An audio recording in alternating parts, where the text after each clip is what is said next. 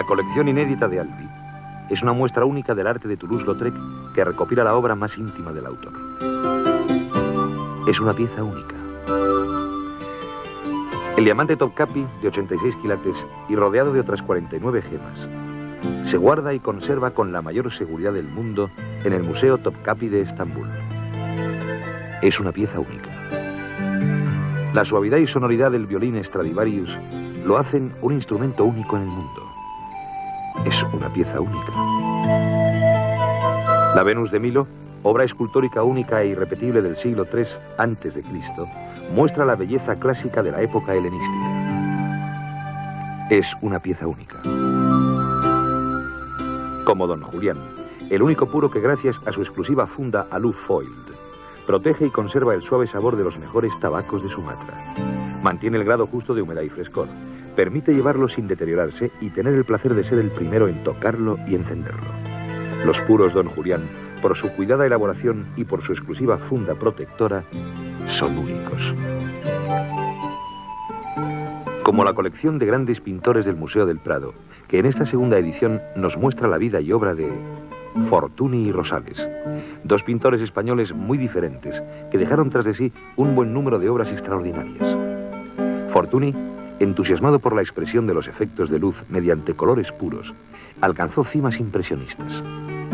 Rosales, pintor de colorido sobrio, logró realizar obras históricas de gran belleza y fuerte equilibrio.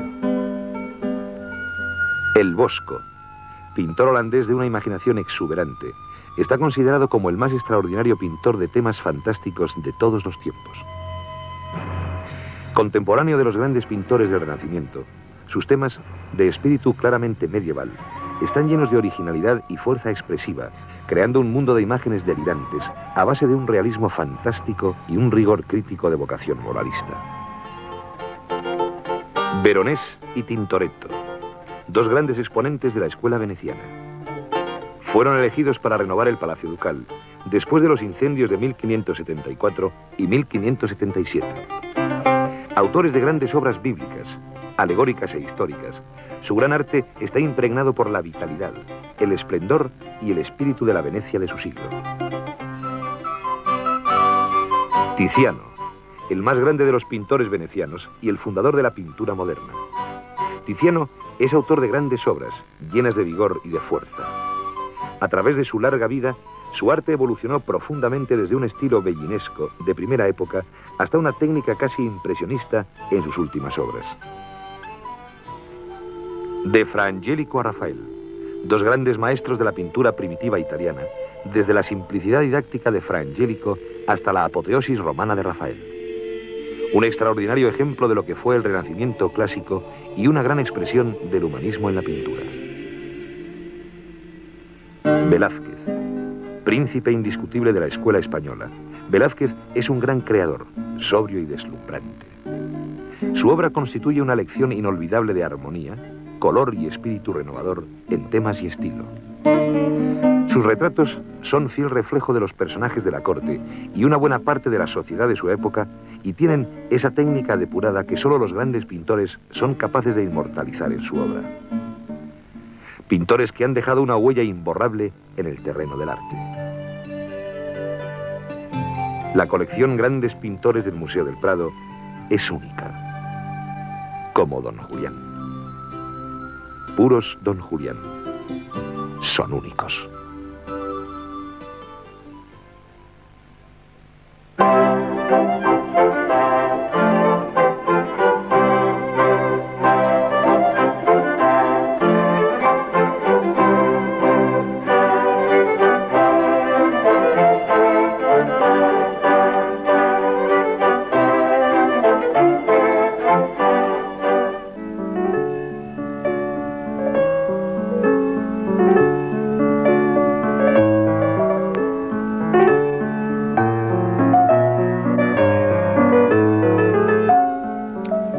La segunda mitad del siglo XIX aparece dominada por la personalidad de dos pintores de brillo similar, aunque de diferente dimensión y carácter, hermanados por la trágica circunstancia de sus efímeras existencias. Eduardo Rosales y Mariano Fortuny fallecen antes de cumplir los 40 años, sin que la suerte les permitiera un cabal desenvolvimiento de su obra. De modestísimos orígenes y huérfano desde los 19 años, Eduardo Rosales estudia en la Escuela de Bellas Artes de San Fernando, en Madrid, gracias a unas pensiones y a la realización de copias y pequeños encargos para particulares. La ayuda de sus amigos Palmaroli y Álvarez le ofrece la posibilidad de viajar a Roma, ciudad en la que la tuberculosis, a la edad de 22 años, da con sus huesos en el Hospital de Monserrato.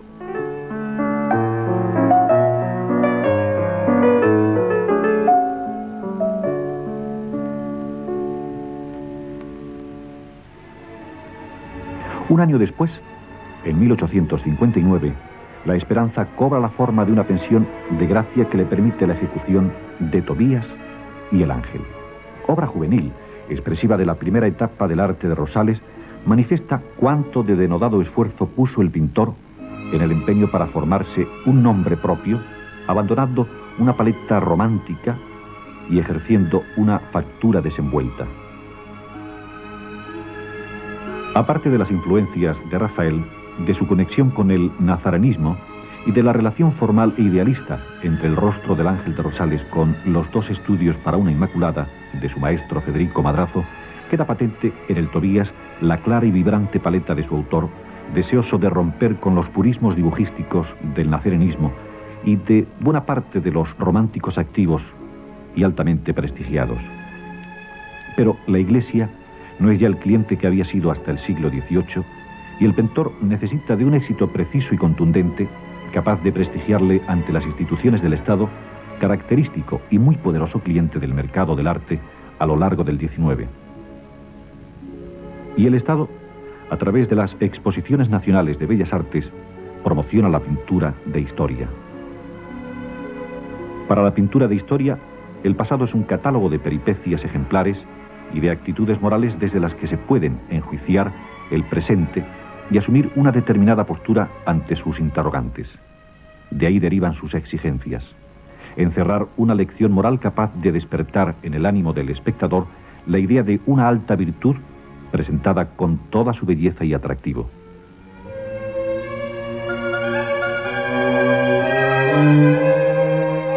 Yo quisiera encontrar un asunto de partido bajo el punto de vista artístico y de gran significación en nuestra historia, en la inteligencia de que estoy decidido a presentar un cuadro para la próxima exposición, y lo conseguiré aunque me cueste el pellejo.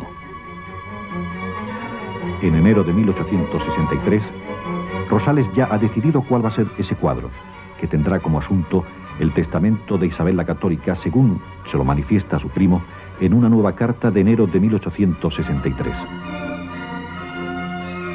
Si has leído el testamento, creo que te parecerá lo mismo que a mí, y que el pueblo no verá con indiferencia el momento en que la mejor de sus reinas, motivo de justísimo orgullo para España, se ocupa de la felicidad de su pueblo con el amor de una madre, encargando a sus sucesores que no lo agraven con nuevos impuestos, y al contrario, vean si los que ya habían establecido eran o no justos, poniendo coto de este modo a los desmanes de la corona.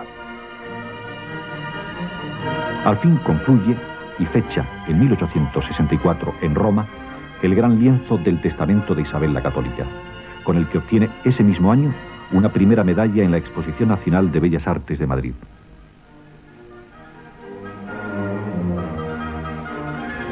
A pesar de las críticas adversas, el testamento de Isabel la Católica está pintado con la mayor ponderación. Solo desde una perspectiva anclada en los purismos dibujísticos y academicistas de la pintura de la época puede hablarse de un alarde de valentía. El hecho es que Rosales prueba en su testamento cómo ha mantenido intensa y viva desde Roma la lección de la gran pintura española que supo asimilar en el Museo del Prado. La gama, más bien oscura, en la que dominan los graves pardos de la llamada paleta castiza española, establecen muy ponderados contrastes de color y carácter.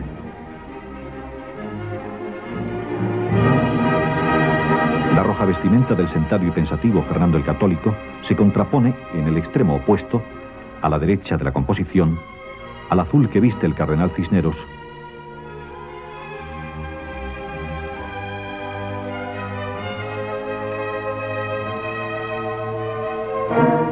y al sabio y complementario verdor del joven que se encuentra a su lado.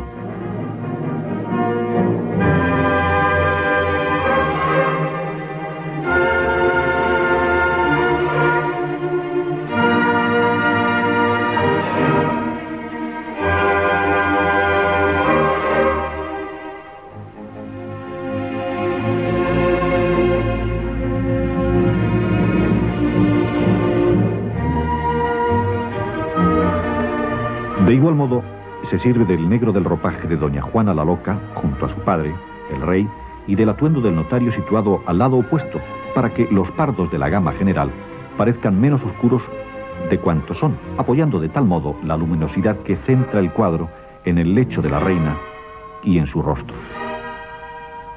Le reprochó Cruzada Villamil a Rosales no haber acertado con el parecido de la reina, no haber sabido representar los 53 años que entonces tenía, ni haberla colocado muy en el carácter de encontrarse dictando su última voluntad.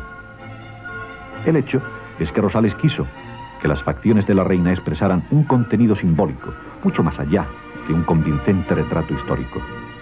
La belleza y la anacrónica juventud que exhibe la reina constituyen la voluntaria apoyatura del mensaje moral que el artista manifestaba, la inmarchitable grandeza de su reinado.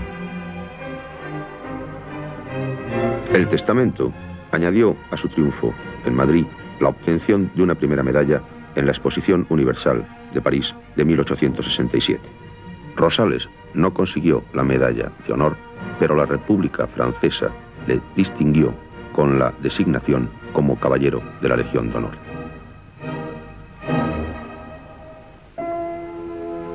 En 1868, Eduardo Rosales contrae matrimonio con su prima, Maximina Martínez de la Pedrosa, de la que se exhiben en el Casón del Buen Retiro dos retratos bien diferenciados.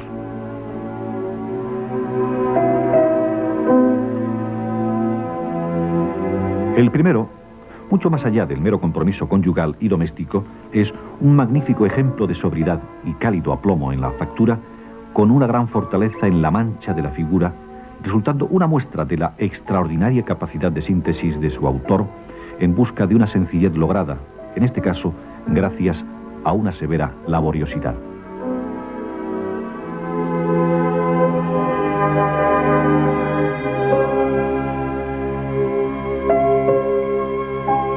El segundo retrato, pintado probablemente al dictado del gusto de la modelo, es un lienzo de factura ceñida en el dibujo y rápida en la composición.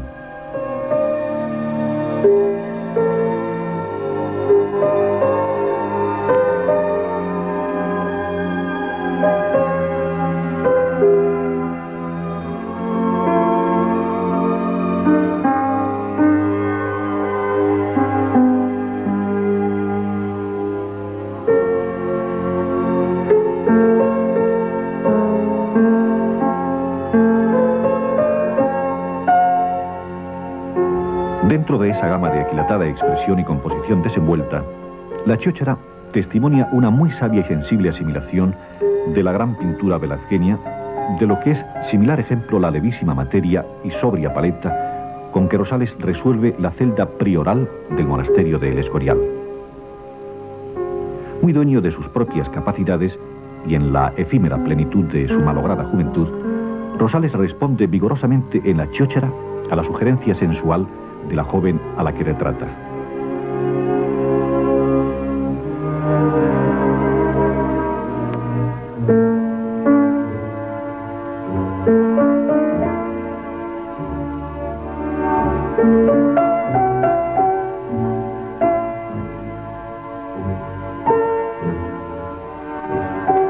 Los colores claros que aplica con ligereza y las manchas sueltas permiten una luminosidad que se hará rara en sus pinturas postreras.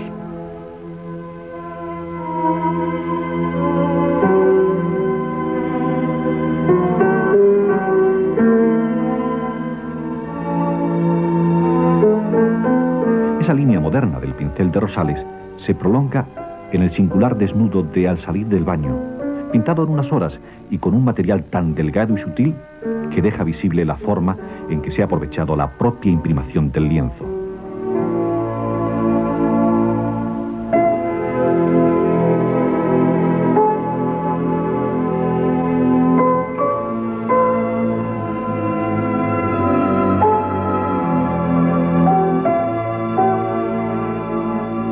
Ante este desnudo, la pluma de Juan Ramón Jiménez despliega un sincero y sobrecogedor homenaje al artista enfermo de muerte. Lo estoy viendo como en la pantalla, antigua, muerta ya la realidad. Tos sin sonido, pobreza, tos, nieve, tos, arte. 2. E ir dejando la sangre, otro aceite en el óleo, pegada al muro de San Francisco el Grande, al lienzo del testamento de Tobías, del desnudo de mujer.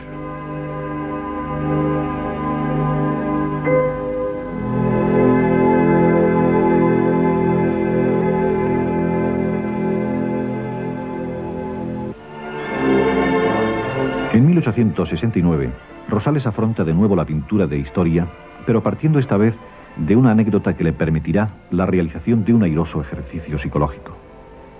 La presentación de Don Juan de Austria a Carlos V está realizada a tamaño reducido, como conviene a su asunto, sin trascendentalismo alguno y como un atractivo juguete pictórico en el que, a pesar de todo, no deja de prevalecer la severidad rosalesca. Una paleta parda juega aquí con una matizada gama de rojos y rosas en apoyo de unos magníficos amarillos y del certero azul que viste el niño Juan de Austria. La difícil composición del lienzo queda resuelta con una síntesis sustentada en la majestuosa curiosidad del rey y en la timidez del niño, así como en el extraordinario análisis psicológico de la anécdota.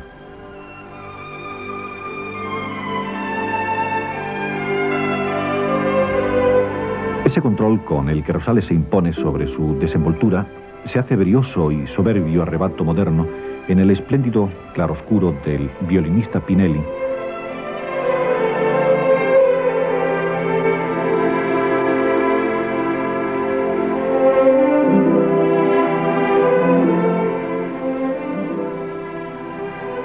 así como en la levísima y fugaz materia de su Ofelia.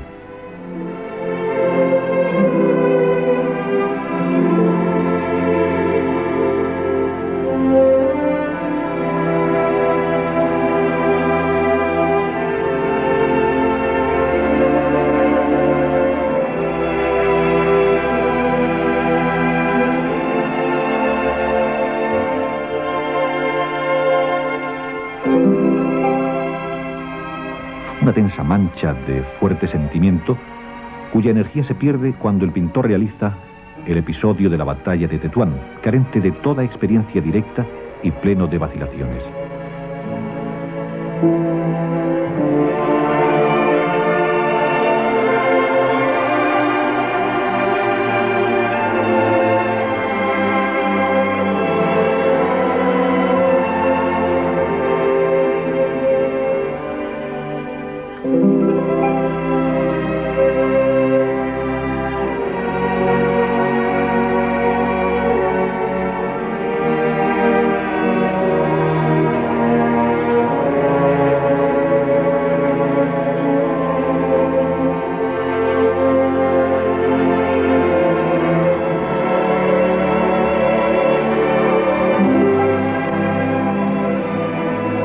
En 1871 pinta Rosales a Conchita Serrano, hija del duque de la Torre y condesa de Saltovenia, en un encantador retrato conocido como La Niña Rosa por su delicioso color dominante.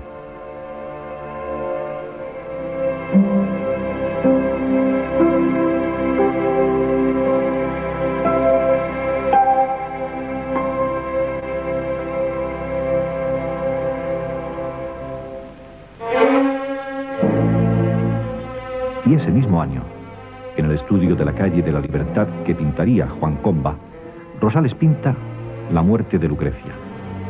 Rosales se remonta en esta ocasión hasta el fin de la monarquía romana para encontrar un asunto vibrante, una historia plena de dramatismo.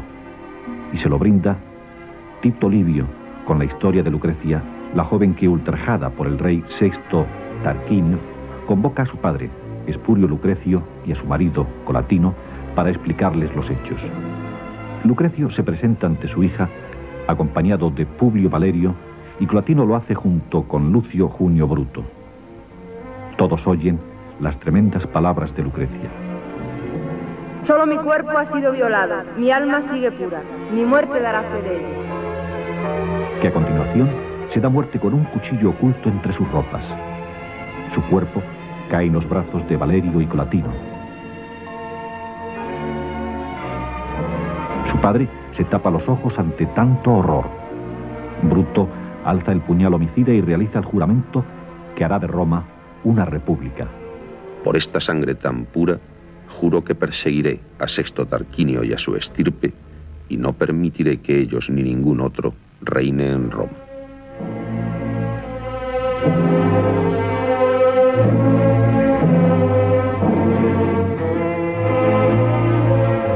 Realizado con una construcción gravitante que resalta la monumentalidad de la escena, la factura de Rosales se hace aquí tan vigorosa y empastada que la pintura, estimulada por la cruel historia que retrata, adquiere casi los tintes de una pesadilla.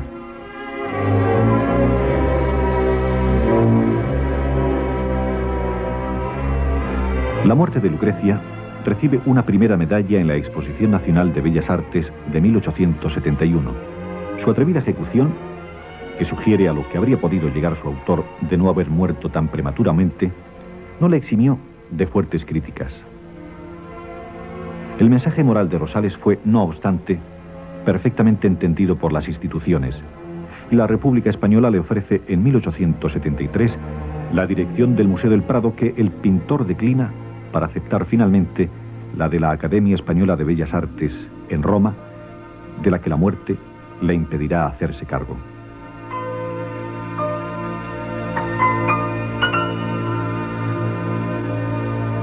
Su fallecimiento tiene lugar el 13 de septiembre de ese mismo año, 1873, cuando se encontraba trabajando en los evangelistas de las pechinas de la iglesia de Santo Tomás, de los que solo ejecutó 2, mostrándose en el casón el recio estudio para San Mateo, con un cierto eco de aquel Miguel Ángel al que Rosales veneró desde que era un simple y pobre estudiante de arte en Roma.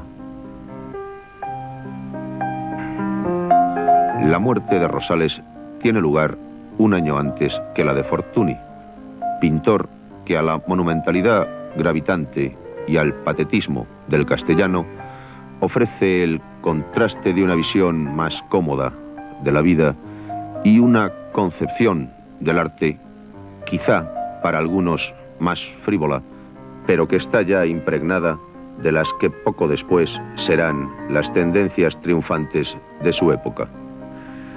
Mariano Fortuny Marsal nace en Reus, Tarragona, el 1 de junio de 1838. Una pequeña pensión le permite iniciar sus estudios en la Escuela de Bellas Artes de San Jorge en 1853. 4 años más tarde, y gracias a una pensión de la Diputación de Barcelona, viaja a Roma, ciudad que le produce el efecto de un vasto cementerio visitado por extranjeros.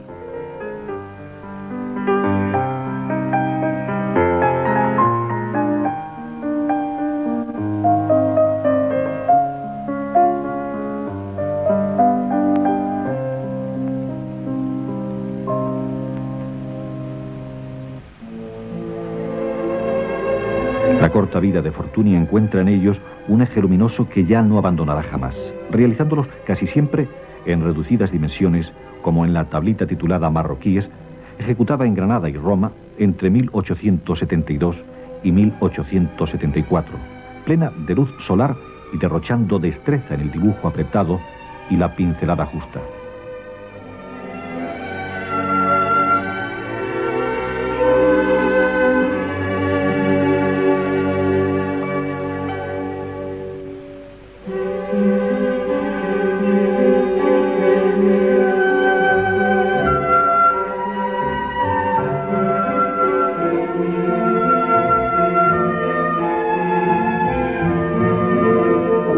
Su habilidad no es menor en la acuarela, como testimonia su Marroquí de 1869, y sobre todo la extraordinaria copia de un fragmento del Menipo de Velázquez, en la que la densidad óptica y la técnica mucho más pesada del óleo está conseguida con un acuarelismo magistral en la factura de las transparencias.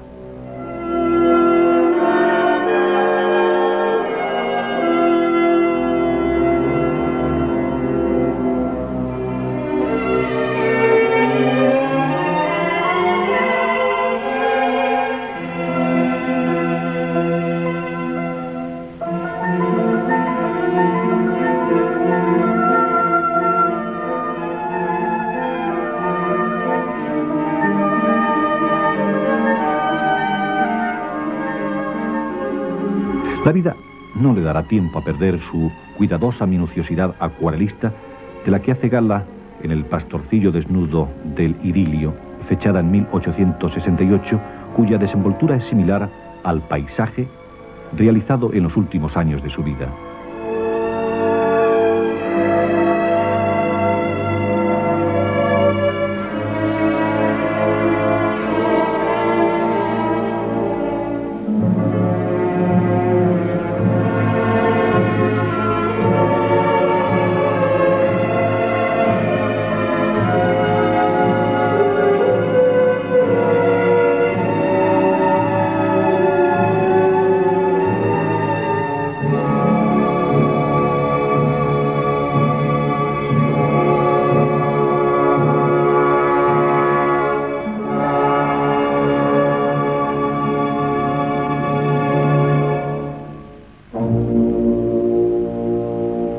Le pensiona entonces el duque de Riansares hasta 1867 y quizás en relación con esa ayuda realiza el lienzo de grandes dimensiones de la reina María Cristina pasando revista a las tropas, acompañada de su hija Isabel II, niña, ambas dignas e impertérritas en medio de un inesperado combate con las tropas carlistas súbitamente aparecidas en las cercanías de Madrid.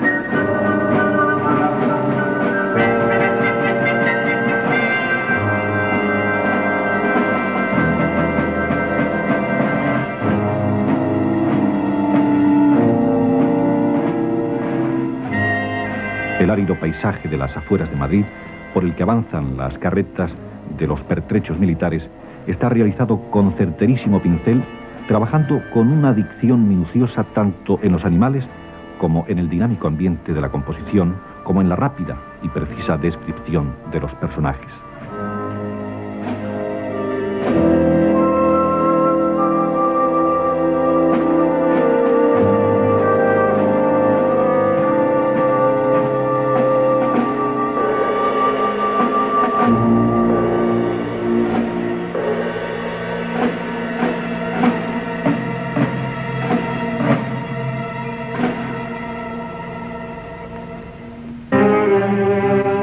En un ambiente absolutamente distinto y en un lienzo de mucho más reducidas dimensiones, Fortuny emplea todo su dominio de la técnica en apoyo de una evocación plenamente romántica. El resultado es La fantasía sobre Fausto, fechada en 1866 y situada en el estudio del pintor Francisco Sans, en el que Juan Bautista Pujol interpreta al piano motivos del Fausto de Gounod, con los que Fortuny proyecta sobre la realista factura de la composición la fantasía de Mefistófeles, Marta, Fausto y Margarita.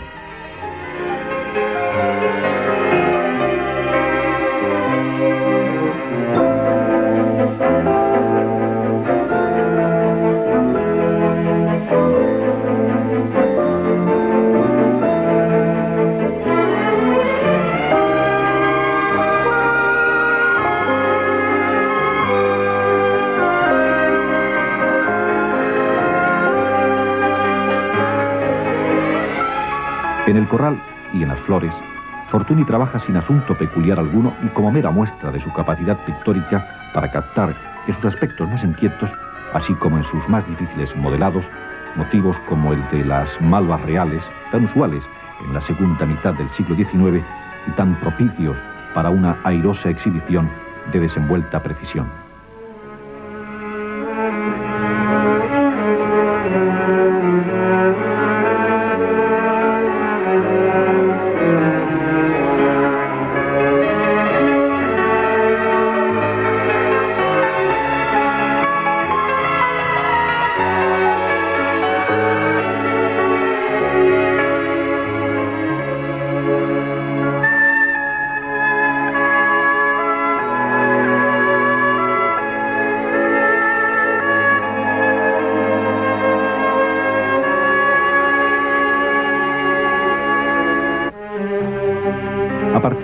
1871 y de su tiempo en París, la fama de Fortuny se hace internacional y el pintor se percata de lo que semejante prestigio puede significar de anquilosamiento técnico y estético.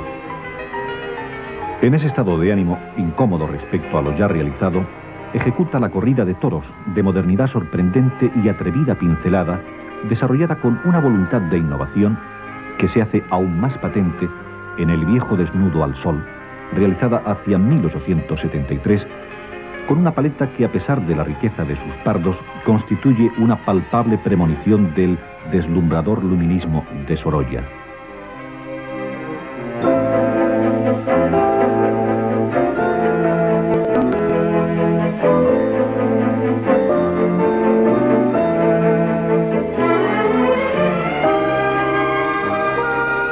No abandona, sin embargo, el virtuosismo dibujístico del que constituye una muestra rebosante El jardín de su casa, obra interrumpida por la muerte y a la que su cuñado Raimundo de Madrazo añade las temidas figuras de su hermana Cecilia, la esposa de Fortuny, y de un perro.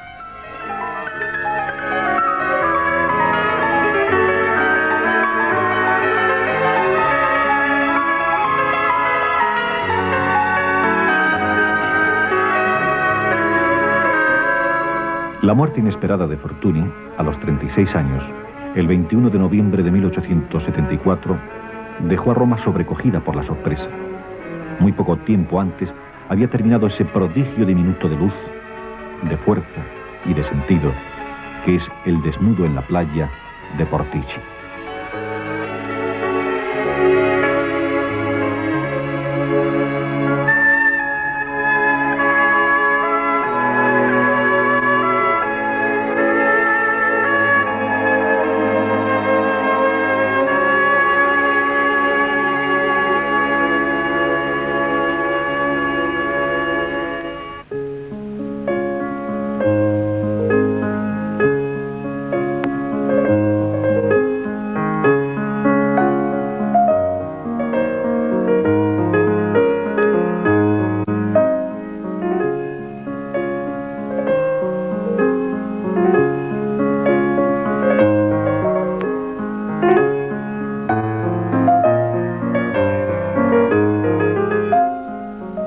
La abrupta severidad de la muerte impidió tanto en Fortuny como en Rosales el desarrollo de un dominio pictórico abrumador que, sin embargo, nunca llegó a la plena expresión de su arte.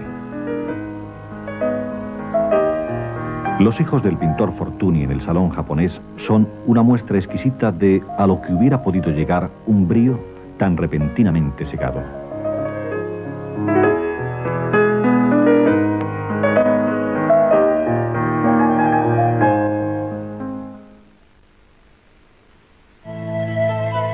La Venus de Milo, obra escultórica única e irrepetible del siglo III a.C., muestra la belleza clásica de la época helenística. Es una pieza única. Como Don Julián, el único puro que, gracias a su exclusiva funda Alu Foiled, protege y conserva el suave sabor de los mejores tabacos de Sumatra. Mantiene el grado justo de humedad y frescor, permite llevarlo sin deteriorarse y tener el placer de ser el primero en tocarlo y encenderlo. Los puros Don Julián, por su cuidada elaboración y por su exclusiva funda protectora, son únicos. Como la colección de grandes pintores del Museo del Prado, que en esta segunda edición nos muestra la vida y obra de El Bosco, pintor holandés de una imaginación exuberante. Está considerado como el más extraordinario pintor de temas fantásticos de todos los tiempos. Contemporáneo de los grandes pintores del Renacimiento, sus temas, de espíritu claramente medieval, están llenos de originalidad y fuerza expresiva, creando un mundo de imágenes delirantes a base de un realismo fantástico y un rigor crítico de vocación moralista. Pintores que han dejado una huella imborrable en el terreno del arte. La colección Grandes Pintores del Museo del Prado es única, como Don Julián. Puros Don Julián son únicos.